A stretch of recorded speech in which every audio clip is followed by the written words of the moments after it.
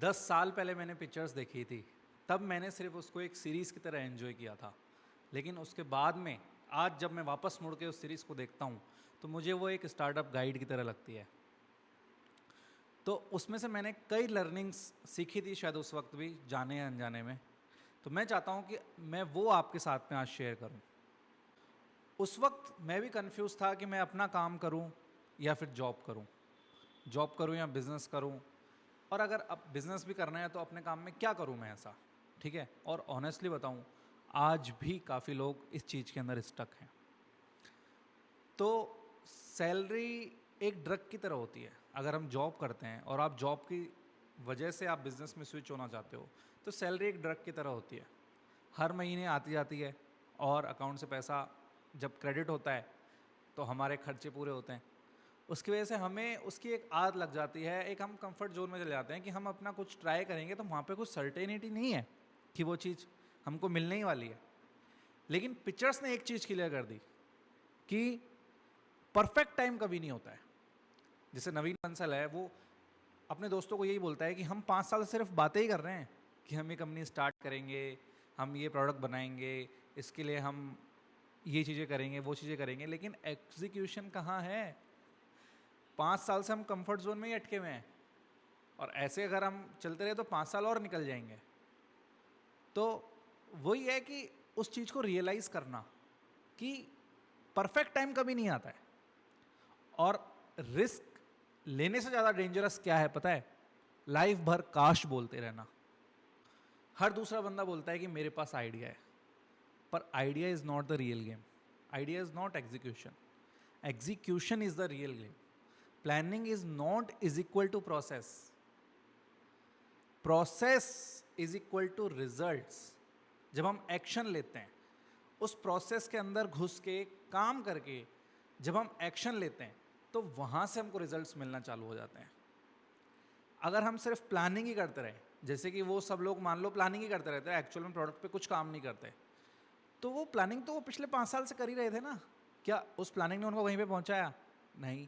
लेकिन उन्होंने डिसाइड किया, जॉब क्विट करी और एक्शन लिया, और उन्होंने रात रात भर जाग के काम किया। उसके अंदर जीतू प्रोडक्ट बना रहा था, नवीन जाके मीटिंग्स कर रहा था, योगेश अपने कॉन्टैक्ट्स के थ्रू इन्वेस्टमेंट लाने की कोशिश कर रहा था। तो वो सब अपना अपना काम कर रहे थे। और उसके बाद जब वो इन्वेस्टर्स के पास जाते हैं, उनके हाथ में सिर्फ एक्शंस है ना, इन्वेस्टमेंट मिलेगी या नहीं मिलेगी वो उनके हाथ में नहीं है। प्रोडक्ट उन्होंने रेडी कर दिया, इन्वेस्टर्स के पास जा जाके धक्के भी खा लिए, वहाँ पे भी उनको स्पीच देनी थी एक, वो उनसे छीनी जा रही थी, वो टाइम उनसे छीना जा रहा था। तो बोले कि टाइम तो मेरा है ना, ठीक है प्रोडक्ट के बारे में बात नहीं कर सकते, लेकिन मैं अपने आप को बेचूंगा। बोला मेरे हाथ में क्या है, मेरे हाथ में मेरा काम है यार, तो मैं अपना काम करूंगा ना, बाकी चीज़ों से मुझे मतलब नहीं है, रिजल्ट मिलेगा नहीं मिलेगा नहीं फर्क पड़ता, आज मेरे हाथ में एक्शन है तो मैं एक्शन लूंगा। तो वहां से वो चीज़ आप सीख सकते हो कि एक्शन लेना ज़्यादा जरूरी है। रिजल्ट्स मिले ना मिले वो आपके हाथ में नहीं है, लेकिन एक्शन आपके हाथ में है बॉस। और तुम्हारा डेली एक्शन ही तुम्हारी वैल्यू डिसाइड करता है।